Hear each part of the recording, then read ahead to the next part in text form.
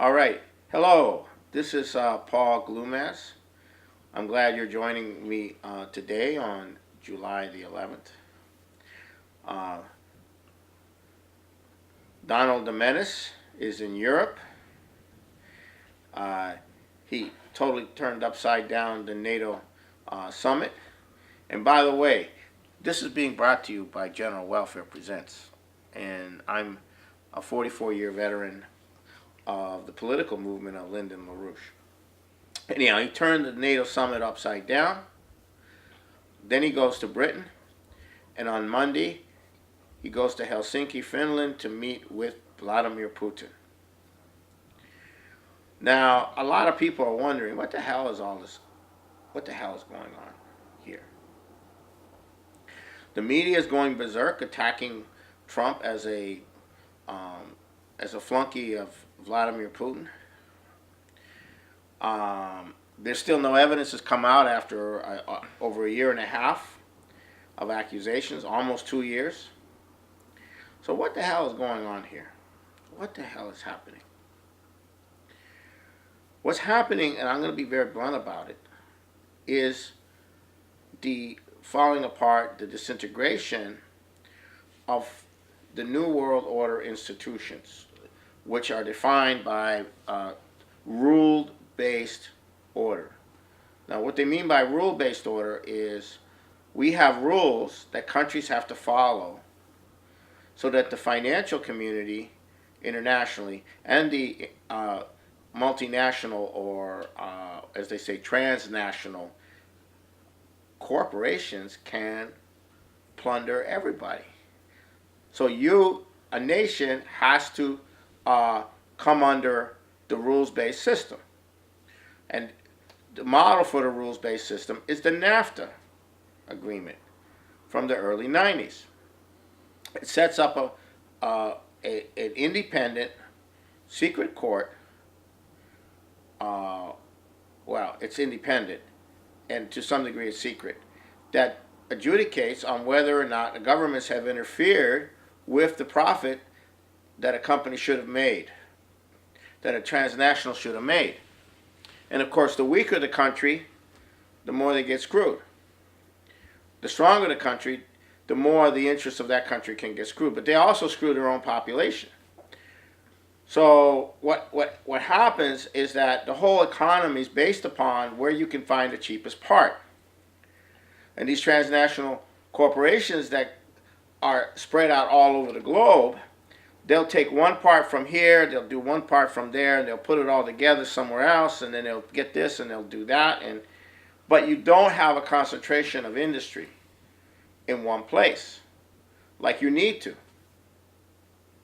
Because if you don't have a concentration in industry in one place, you're not able to take advantage of the potential of technological advances that you have when you have a concentration of industry in one place. Because you have all these different machines, you have all these different tools, you have all these different little factories, and people come up with ideas, and then those ideas are implemented. And that's one of the failures. That's one of the reasons you don't have the kind of rapid advance in the manufacturing sector that you would have otherwise. The manufacturing sector is oriented towards the lowest cost. And China is no longer the lowest cost. Some other places the lowest cost. But the places that they send it to are the lowest cost because there's no social net and there's no infrastructure. But once those countries decide to develop, then they got to raise the wages. Then they're no longer the lowest cost. So this system, this rules-based system, has been growing and getting stronger, but it has also left the populations with no future. Because the United States is a post-industrial society. Things are produced elsewhere where people are very poor. But the places where people are very poor don't get developed. So it's screwed. And people are tired of being screwed, and they're tired of living in a hopeless life. And there's a revolt against all of this going on everywhere in the world. The other problem is that these policies cause refugee problems. If you're living in a hellhole, you want to get out. If you have no future, you want to go somewhere else. If you have a bunch of terrorists, a bunch of organized mercenary armies running slavery in your area, then you want to get out. You want to go somewhere else. If you're facing a famine, you want to go somewhere else. So you have these massive refugee issues emerging. But that's good for transnational corporations and financial, because that creates more incentive to work harder, because there are other people coming in that are going to work for less. So that'll keep the wages down, right? It'll keep the wages down. Also, you can run your politics that way, right? The enemy, the refugees, the Mexicans, the Arabs, the Turks, they're the enemy, right?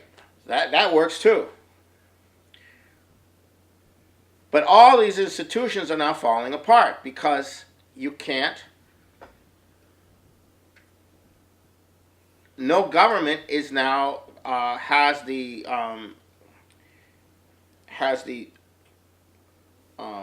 support of the population anymore.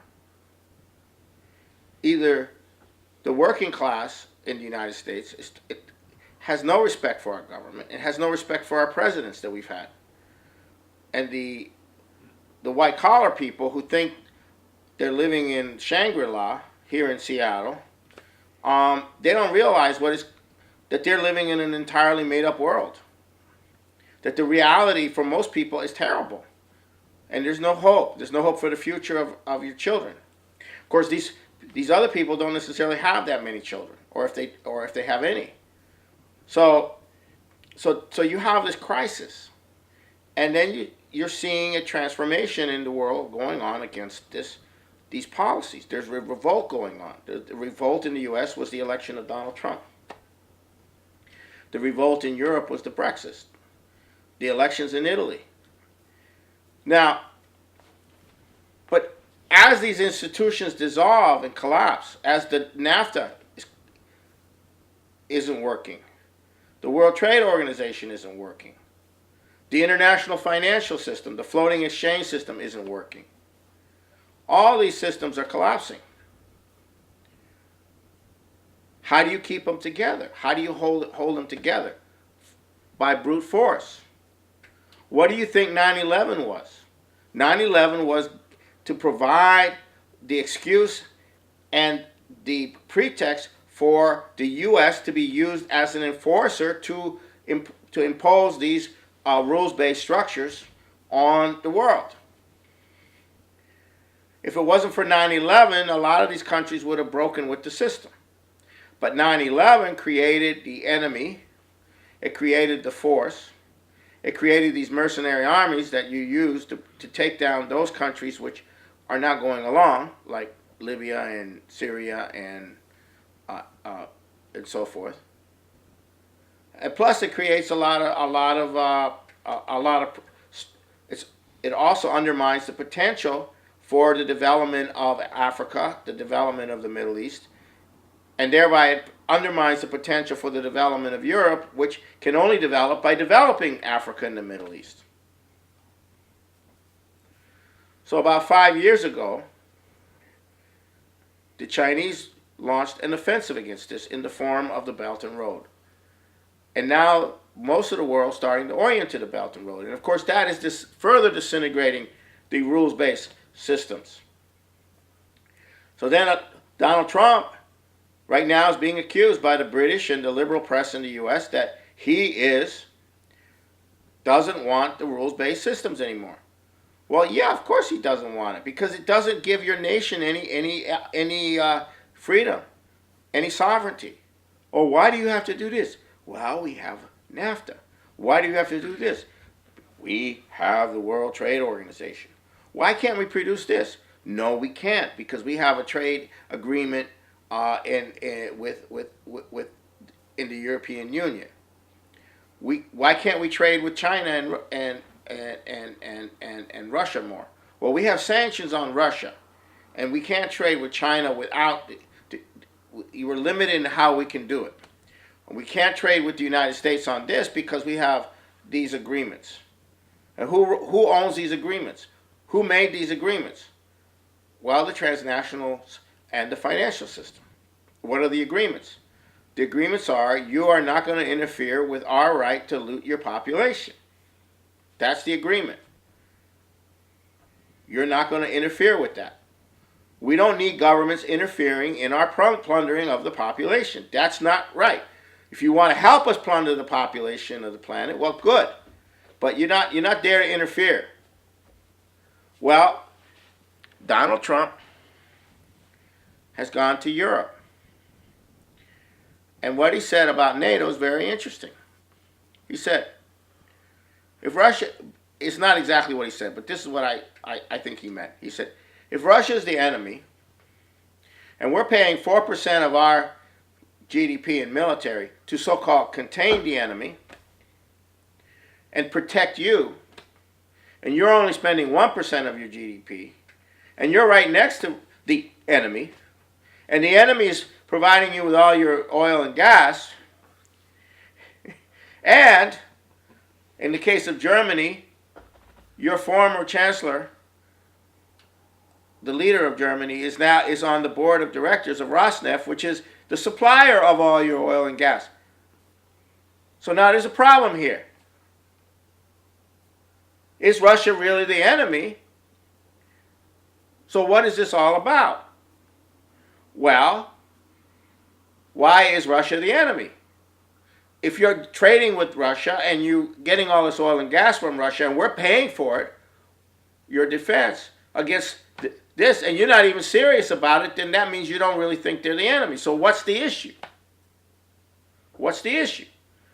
The issue is NATO has to have an excuse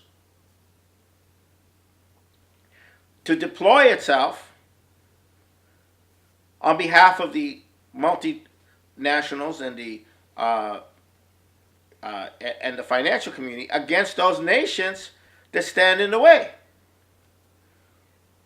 It's not about Russia. It's about keeping the enemy image of Russia as the basis for global deployments and a proxy war against all forces of nationalism everywhere in the world.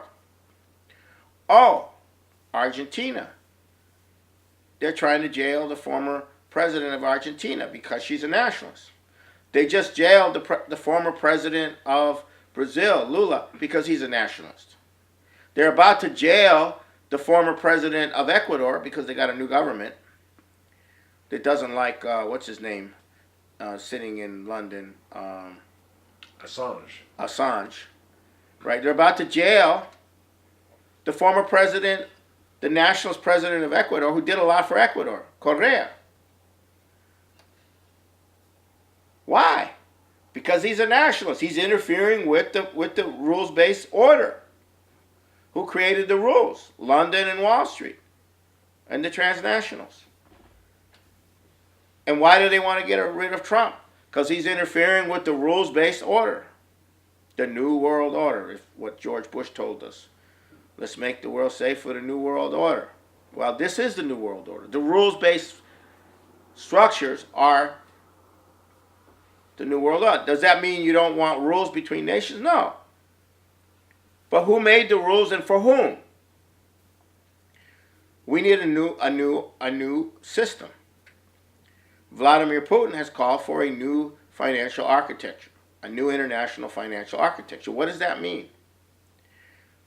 That means we establish a new global financial system which is for the support of nations, not support of the looters. Okay? Lyndon LaRouche has been campaigning for this for decades. And in the 90s, we called it the New Bretton Woods. We even got Clinton to go a little bit in that direction before Monica Lewinsky. He called it the New Bretton Woods. And what's the New Bretton Woods? It's an agreement among nations not to have the currency speculators control the value of the currencies. It's to have nations control the value of the currency. That way, we can trade. We don't have to pay insurance, to the speculators. Currency insurance. Yeah. You know, our money that we create in our country for our own purposes can be exchanged for other nations' money to be used for the same purposes, for real trade, for real development.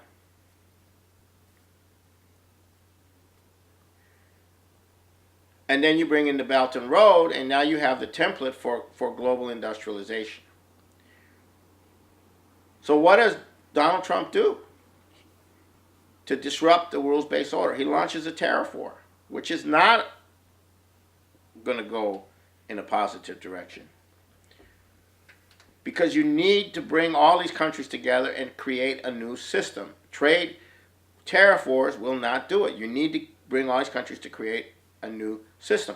And who are the countries you're going to bring together? Well, you're going to bring together France and Great Britain and Canada and maybe Germany and Italy. And we're going to design a world system. Well, what about Russia? What about India? What about Southeast Asia? What about China? Or we'll bring Japan in too, you know. Well, what about Africa? What about Latin America? What do they have to say about all of this? No. 4 countries can sit down and begin the process of dialogue for what kind of new system between nations for doing business. Russia, China, the United States, and India. Those are the 4 powers. If you can get them to sit down and work it out, and then bring everybody in. But then the City of London is cut out. The largest financial center of the world is the City of London. And guess what? The Brexit is causing some serious problems. Because can the City of London remain the world's financial center if Great Britain is completely out of the European Union? So what they're trying to do is do a little shack up, bend the rules a bit so that London is still, the City of London financial system is still allowed to operate as the financial center for Europe, which it is. But the Brexit means if you're outside the euro, then you can't take advantage of certain things and so forth and so on. So on this issue, the foreign minister of Great Britain resigned, Boris Johnson. And this Monday, and there is a crisis in the Theresa May government. Because the elephant in the room is the City of London. So this new financial architecture does not involve the City of London. They ain't going to set it up. It doesn't involve Goldman Sachs. They're not going to set it up either, right? It'll be between nations. It'll be for nations. It'll be in the interest of nations. It'll be in the interest of the development of nations. It will allow for the facilitation of real trade and real development without the transnational. You can have some transnationals, but they're not going to be running it. They'll have to play by the rules that nations establish. Rules, a different rules-based system. That's the only way you can deal with this, because the world economy is so integrated that you can't have all these tariffs and then counter tariffs and then counter tariffs and then counter tariffs and counter tariffs. Now, I think Trump is trying to destabilize, create a crisis that has to be resolved. He's forcing the issue. I call it brinksmanship on his part. And the Chinese are really pissed off because they're being disrupted, and they're on a trajectory for making fundamental breakthroughs in advanced technology and in the IT sector, to where they are they've made this transition by the 2025, and this is a threatening to disrupt all of that. So the Chinese are upset, and they can't just go along with the tariffs. They have to do counter tariffs, and so that's going to upset a lot of people in the U.S. So there's going to be a lot of upsetness. Meanwhile, Trump has to maintain good relations with the president of China. So that's the situation that you're looking at. So this crisis is going to get worse. And as this system disintegrates, the power to sustain the financial system is going to lessen. But how is the financial system being sustained? By U.S. military. By the threat of U.S. military, by the threat of terrorism. But the terrorists are gradually being cleaned up in Syria. And Shoigu, the defense minister of Russia, in an interview in an Italian publication, said the U.S. is doing everything possible to stymie the return to stability in Syria under the Syrian government. And that's because they don't want Syria to survive and intact and be a strong nation, because then that creates the basis for other nations to do the same. The international financial community, the multinational corporations, the structure, told us that Assad would go, and we would have an Islamic, caliphate in power in Syria, and it didn't happen. So if you can't make it stick in Syria, where else are you going to make it stick? Of course, the Russians played a role, but the Russian military force was not as great. It was not that great. It was strategic in terms of air power, in terms of training, in terms of intelligence, in terms of on-the-ground intelligence. But they didn't carry the war. The war was carried by the Syrians and Hezbollah and the Iranians and other volunteer groups. So if Syria is able to stabilize and millions of people are beginning to return to Syria, then what does that say about the power of the New World Order? Why should I fear them anymore? Hell yeah, we have millions of refugees going into Europe as a result of what they've done to Libya and Syria and in Africa. Well, why should I fear these people anymore, other than the destruction that they're causing? But China, on the other hand, just met with the Arab countries, and they're talking about a massive investment in developing the Middle East. And they're in Africa. And they're bringing economic development to Africa. And this is huge. And how are you going to stem the refugees if you're a European? Well, you have to work with China to develop Africa. That will stop it. How are you going to stem the same problem with the United States, with the criminal gangs and everything else, and all of the people coming in? Well, Pompeo, the Secretary of State, and 3 other key people, including the from the National Security, from the Homeland Security, are going to be meeting with Andres Manuel López Obrador, the new president of Mexico. So already you're having a dialogue over how to deal with all of this between the Trump administration and the Mexican administration, the incoming Mexican. He's not in yet. So we are entering a new period. We're entering an entirely new period, and the question we face is, what kind of system are we going to replace the existing system with? That is the issue. And if that is, and I'm hoping that that kind of issue is brought up between Trump and Putin. Because it's not just about the Middle East or Ukraine or North Korea.